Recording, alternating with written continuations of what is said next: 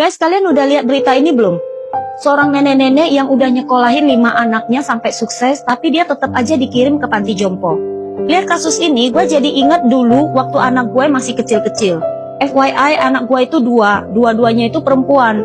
Nah, dulu waktu mereka masih kecil-kecil ya, gue itu sering sampai beberapa kali dinasehatin oleh tante dari suami gue lah, kayak gitu ya. Sampai beberapa kali tuh mereka nasehatin gue. Anak lu tuh kan dua-duanya perempuan, lo lahirin lagi satu anak laki-laki. Paling nggak minimal ada satu anak laki-laki deh, supaya kelak lo bisa ada yang bisa lo andelin. Maksudnya supaya kalau misalnya kelak udah tua, bisa ada tempat buat lo bergantung gitu. Kan biasanya orang tua itu ngikutnya sama anak laki-laki. Kalau anak perempuan kan kalau udah nikah itu kan ikut suami gitu kan. Yang bisa diandelin itu adalah anak laki-laki. Sumpah, gue males banget berdebat sama orang tua yang punya pola pikir yang kolot kayak gitu. Jadi gue diemin aja, gue senyumin aja. Padahal dalam hati gue tuh mikir, emangnya lo yakin anak laki-laki itu bakalan bisa diandelin? Emangnya lo yakin kalau anak laki-laki itu bakalan kelaknya itu bisa dijadiin tempat bergantung di masa tua oleh orang tuanya? Belum tentu. Gak ada jaminan anak laki-laki itu bisa ngurusin orang tuanya di masa tua. Baik anak laki-laki maupun perempuan itu sama aja. Kalau dia mau sayang ya sayang, kalau dia nggak sayang ya nggak sayang sama orang tua. Nah, soal kirim orang tua ke panti jompo itu juga nggak bisa dinilai sebagai sesuatu yang negatif. Kalau mau dipandang dari sisi negatif, itu kelihatan banget kalau misalnya anaknya itu mungkin kayak kurang ajar banget, kayak nggak tahu terima kasih, sampai ngirim orang tua ke panti jompo.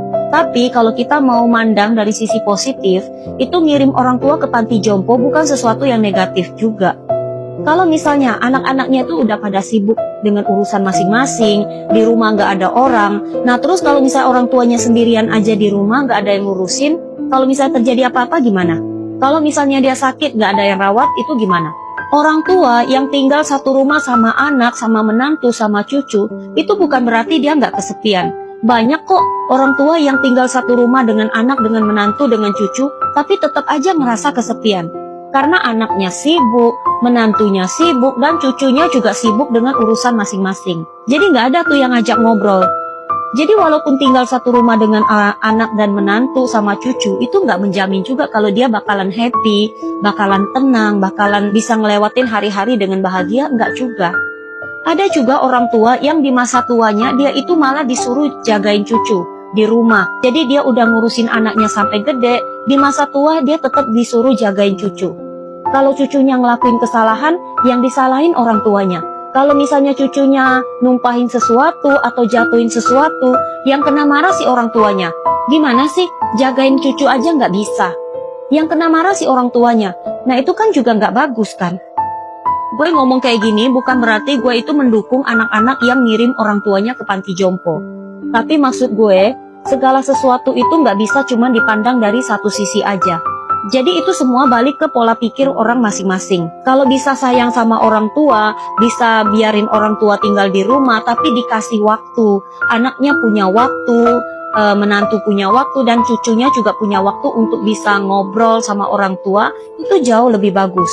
Tapi kalau misalnya orang tuanya disuruh tinggal di rumah, tapi malah jagain cucu, sering kena marah, sering kena bentak, mendingan ya kirim aja ke panti jompo. Apalagi kalau orang tuanya itu nggak ada yang ngurusin, yang udah sakit-sakitan atau yang udah pikun banget, yang nggak bisa ngurus diri sendiri, itu daripada ditinggalin di rumah sendirian, itu mending dikirim ke panti jompo.